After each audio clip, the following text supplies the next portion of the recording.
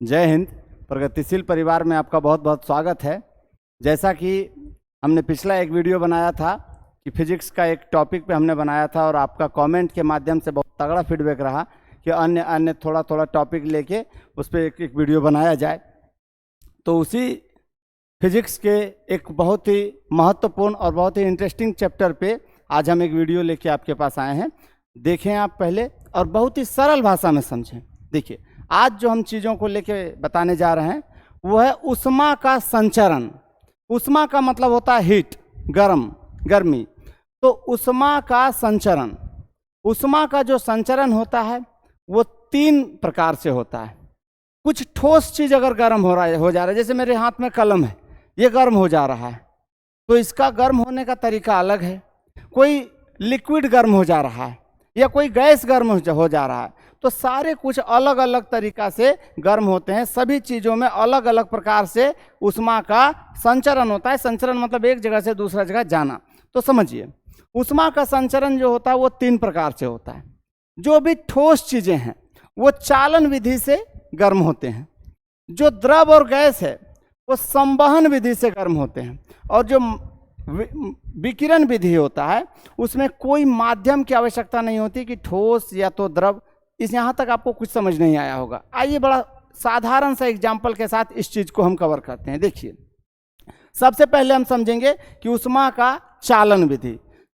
ऊष्मा का चालन विधि कहता है कि जैसे एक कोई भी ठोस वस्तु हम ले लिए, ये जैसे ठोस मान लीजिए कि ये लोहा का रॉड है या कोई भी चीज़ ठोस है, और इसको हमने एक ईंट से यहाँ पे दबा दिया है।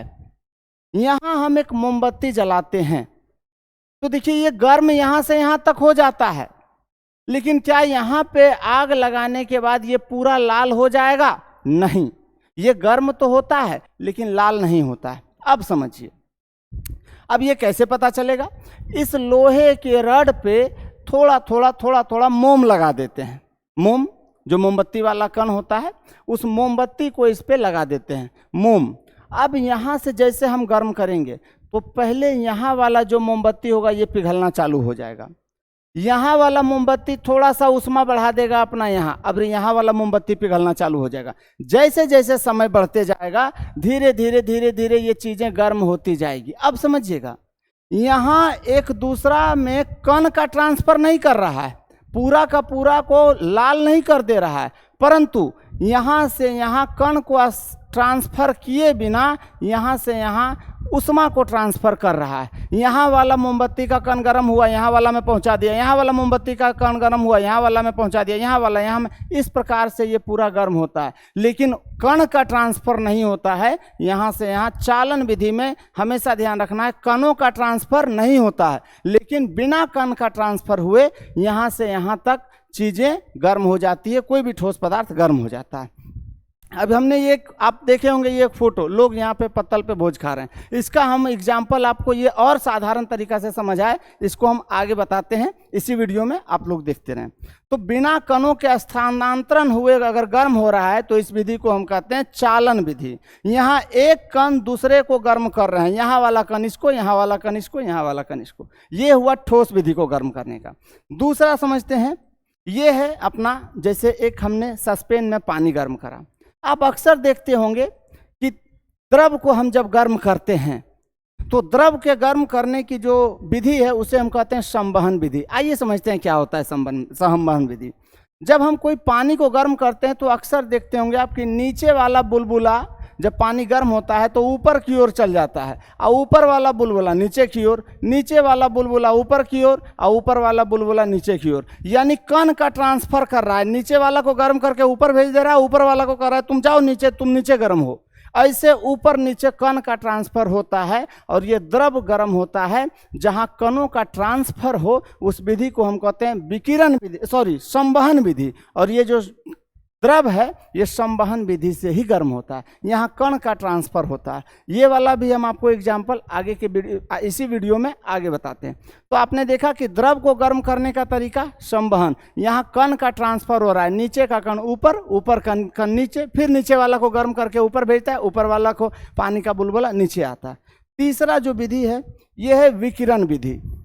आप अक्सर देखते होंगे इसमें कोनो कण का ट्रांसफर होने का जरूरत नहीं है, यहाँ आग जला है, ठंड के दिन में हम आग तापते हैं, और आग तापते हैं तो आग दूर में जल रहा होता है, लेकिन हमारा हाथ यहीं पे गर्म हो जाता है, यानी वहाँ से उष्मा को उठा के सीधा हमारे पास फेंक दिया, बीच में कोई ले जाने वाला नहीं था। जैसे आपने देखा कि ठोस में एक कण दूसरा कण को लेके जा रहा था, दूसरा कण तीसरा कण को लेके जा रहा था, ऐसे करके एक दूसरा को गर्म कर रहा था, लेकिन कण का ट्रांसफर नहीं कर रहा था, एक दूसरा को गर्म करते हुए चल रहा था। यहाँ हमने देखा कि यहाँ कोई एक दूसरा को भेजने वाला नहीं है। द्रव में भी आपने देखा नीचे का पानी गर्म होकर ऊपर जाता है, ऊपर का पानी गर्म होकर नीचे आता है, वो था संवहन विधि। लेकिन विकिरण विधि में आग जल रहा है, आप दूर हाथ किए हुए हैं, वहाँ से उड़ते हुए आपका हाथ गर्म हो गया, ये कोई माध्यम का जरूरत पड़ा, यहाँ ठोस द्रव का कैसा कुछ जरूरत पड़ा नहीं, तो ये यहाँ पे कणों का ट्रांसफर का जरूरत पड़ा नहीं। ये कहलाता है जहाँ माध्यम की कोई आवश्यकता नहीं होती है, ये कहलाता है विकिरण विधि द्वारा गर्म होना।